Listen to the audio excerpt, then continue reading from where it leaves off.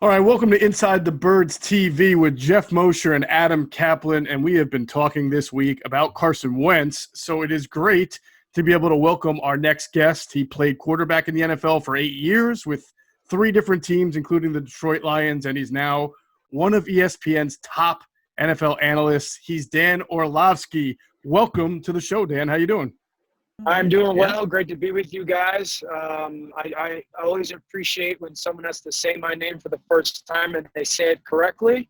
It's not an easy one, so I appreciate it. Let's, Dan.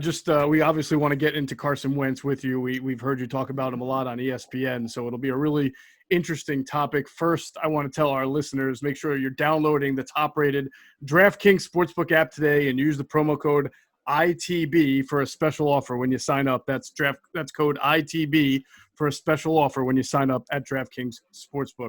So, Dan, we were joking that it's kind of been a quiet camp for Carson Wentz, and that's usually a good thing.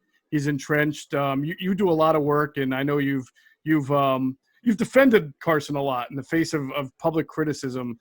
And what are you, when you study and look at Carson Wentz the most, what is the one thing that always stands out on tape or just watching him from him?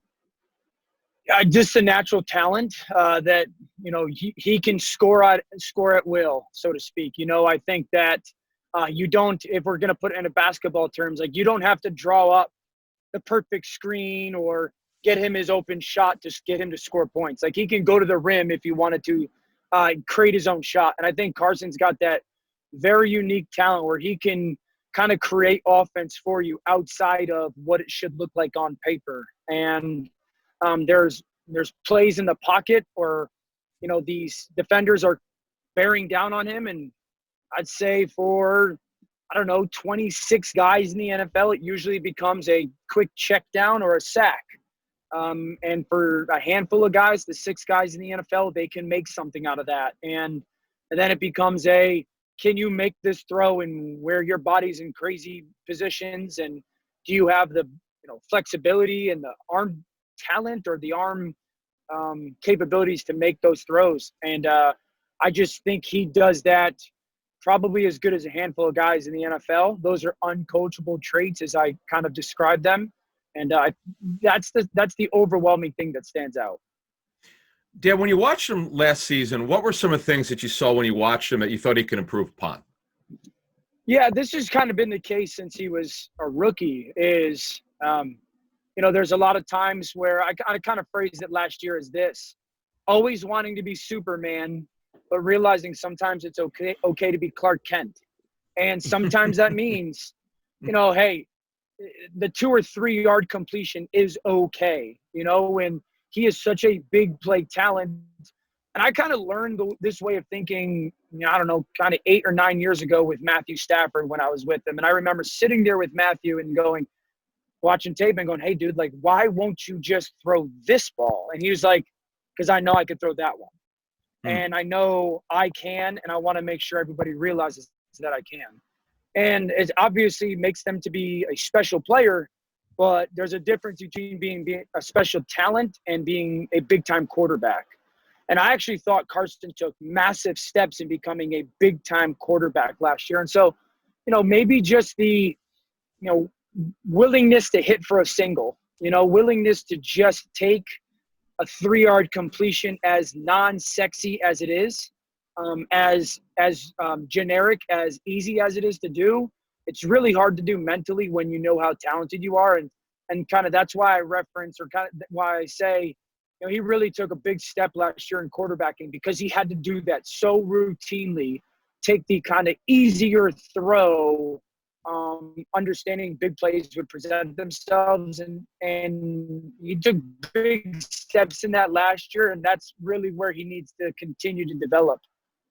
I feel like there have been some quarterbacks throughout history, Dan, who have had that same kind of, swashbuckler, gunslinger mentality that was pretty successful. Brett Favre never liked to check down. He used to say that a lot. And, Roethlisberger, I think in his prime, is a guy who always liked to drive the ball and make plays happen by getting out of the pocket. So if Carson never really – if his stubbornness gets in the way, do you still believe he can be an elite quarterback that can win championships, or is this a missing element of his game that will maybe prevent him from winning more than he could? Hey, there's only so many guys in the NFL that are talented like that. I'd say this, Favre and Big Ben is a great kind of comp. Really had to. Like, you don't have to become somebody. It's only in moments. It's only in situations where you've got to handle it. That is the quarterbacking. That is where the talent becomes lesser and the quarterbacking becomes more. Sometimes it's a certain situation in a game. Sometimes it's a certain game. Sometimes it's dependent on who or what is around you. And so, listen, if they continue to surround Carson and hopefully with people that stay healthy and are talented, you go. It is all gas. But sometimes, all right, our defense is playing terrible today, and they're going to get 35 hung on them. Well, yeah, you can't play conservative that way. You can't take the checkdowns. You've got to try and outscore the other team. You know what, guys? Our defense is playing against the backup quarterback, and our left tackle's hurt, and they're not going to give up more than 10 points today. So, yes, the only way that other team wins the game is for me trying to do too much. And so that's where it's that balance of, like, understanding what's important for that day, for that game. And so he's going to be an elite quarterback for the next 10 years. They can absolutely win a championship with him. I would be surprised if they don't. And so it's this, so often we talk about football players and we reference the maturation aspect and we tie it to the physical. And we very rarely, or like the intellectual aspect of knowing their system, we very rarely tie it to the understanding of how their role fits into 11 players, fits into a 4-quarter game, right? And so I think that's really where you'll see him continue to take his greatest jumps.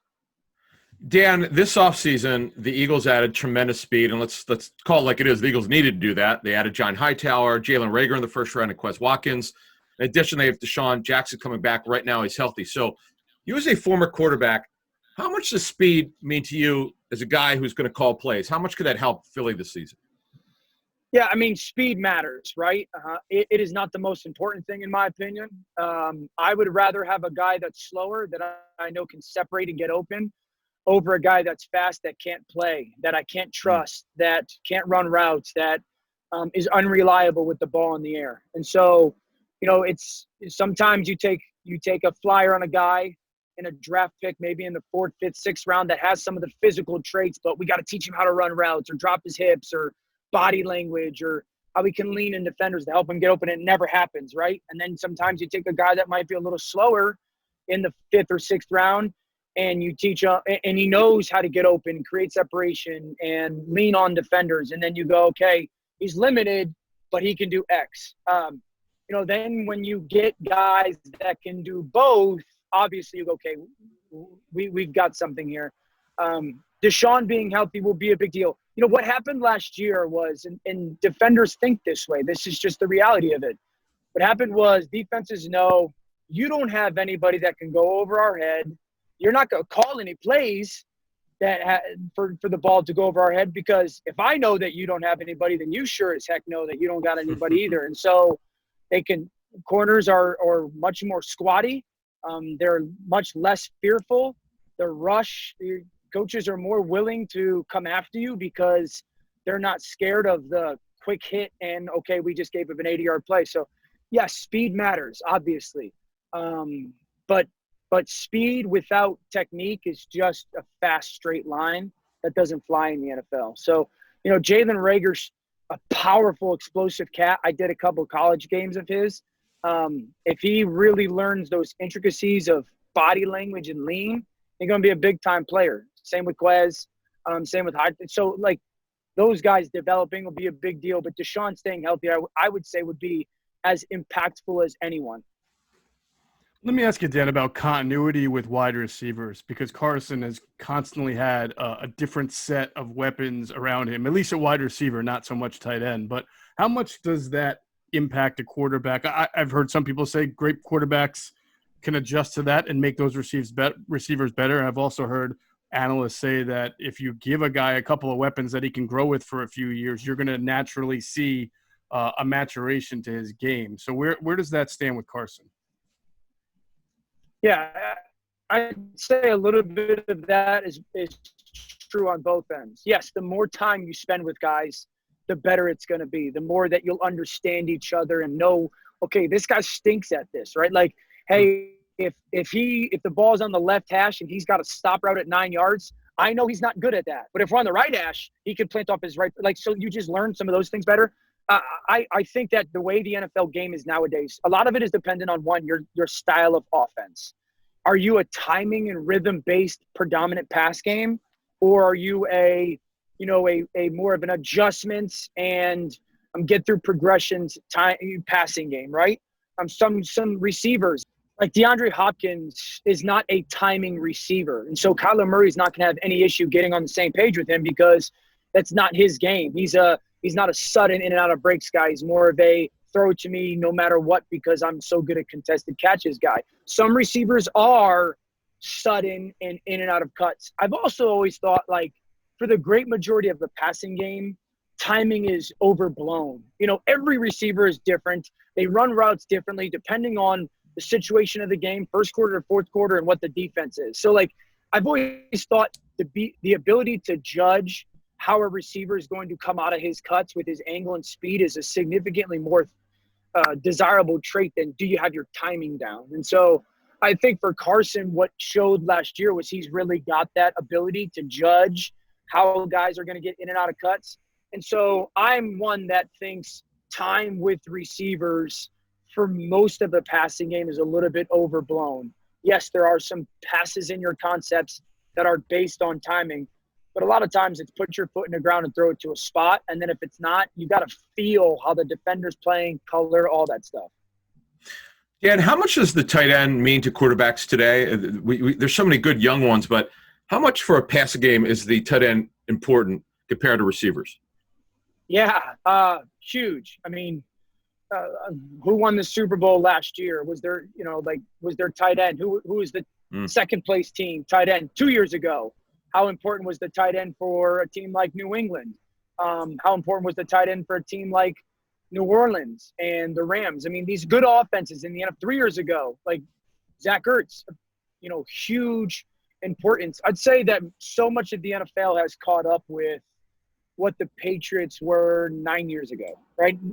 Not only was Gronk this physical mismatch that forced you to have your personnel right before you ever had your play call right. He was a cheat code. I've said this. When I came into the NFL 15 years ago, and obviously people before me, we had to figure out what the coverage was 8 out of 10 snaps right when the ball got snapped and in the next 1 second. Maybe, okay, what's the tell? Where's the leverage of the nickel? Did that corner bail or did he turn and face it? Like, we had to try to figure it out then. Well, the Patriots realized because of Gronk, you had to tell them the coverage more often than not before the snap. Now, maybe it went from 2 high man to 1 high man or 1 high zone to 2 high zone, but Tom Brady knew what the coverage was before the ball ever came to him. All right, I've eliminated half of my progression because I know what you guys are in. And so I think most of the NFL is caught up with that. Do you have a guy that can give you that information, but also is an in-between matchup problem? There's no point in running your number 2 tight end out there that every team knows when he's on the field, it's strictly run game. You got to have the guy that can do all of it. And so the teams have those guys that can do all of that stuff that are matchup problems. Their quarterbacks are just such a distinct and massive advantage because they will know the coverage more often than not before the snap. And now instead of having 2.5 seconds to make the decision, they probably have 3.5 because they're already thinking of their decision before the ball ever comes their way. So that's why those people are such big deals. And then on top of it, again, if they're a physical matchup problem, like, good night. Dan, great stuff. Can't thank you enough. Before we let you go, though, we do have to ask you, obviously, your outlook for the Eagles this year and maybe your Carson Wentz prediction. What kind of year do you think he'll have? Yeah, I expect Carson to have a very big year. I would say that coming off of last year I would say last year is a better year than the 2017 year. Is I'm right on that? That's the MVP year, the 2017 year, just because 2017 was just this tremendous display of talent where 2019 was this tremendous display of growth in quarterbacking and not just talent. And you now have a guy that did that. I did, like, he can look in the mirror and go, I did that. And learn, yeah, there's some times when that boring play is a really good thing for our football team. And it's a really good thing for our offense. And that, as always, you learn best when you experience. And I think him experiencing that is going to be a tremendous, tremendous confidence boost for him. I think Jalen Reagor is going to be a better player than people initially thought when they drafted him. They got to stay healthy. Cross your fingers, Eagles fans. They got to stay healthy. But I would be surprised if he's not into the conversation of MVP of the NFL in the last 2 months of the season. And then, treetop picture, this team is, I'd say, second tier. I think there's a top tier in the NFC of San Francisco, Tampa, and New Orleans. And then there's a second tier of Philadelphia, Dallas, Seattle, Atlanta might be in that, where, they're going to be in the conversation, and they should be right down into the mix of winning their division and be geared up for a playoff run. And that's where I see Philadelphia. They'll be there right to the end. And I have a house full of children who will be rooting for them. I've got a kid who demanded to wear a Carson Wentz shirt to first day of school up here in Connecticut. So they'll be right there in the mix. That's fantastic. Dan, thanks so much for joining us. Dan Orlovsky, ESPN, former NFL quarterback. We hope you come down on come on with us again down the road, maybe halfway or through the season or later in the year. We'll continue to talk about Carson and what he's doing with the Eagles. Of course, you guys got it anytime, and I appreciate you guys both. Be well. Be safe. Thank you. You got it. Remember, go to statesidevodka.com for 10% off the best vodka out there. Use the promo code BIRDS on pickup or delivery, and that'll do it for this edition of Inside the Birds TV. Thanks to Hunter Brody, our producer. Find his work on YouTube, Sports Talk with Broads, and catch the latest Inside the Birds podcast on any podcast platform that you use. And check out our website, InsideTheBirds.com, for our latest Eagles coverage. Thanks for watching. We'll catch you on the next episode of ITB TV.